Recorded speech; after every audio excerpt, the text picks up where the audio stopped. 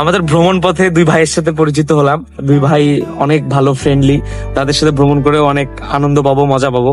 তো ভাই দেখতেছি যে গুনগুন করতেছে, তা ভাইকে রিকোয়েস্ট করলাম যে একটা গান বলেন ভাই প্লিজ।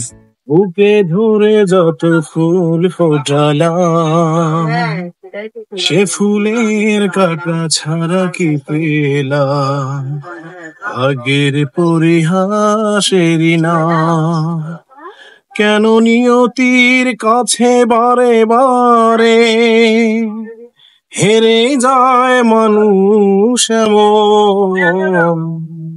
আমার মতো এত সুখী নয় তো কারো জীবন, ইয়াদুর স্নেহ ভালোবাসা জড়ানো মায়ার বাঁধন, জানি বাঁধন ছিঁড়ে গেলে কভু আসবে আমার মরণ।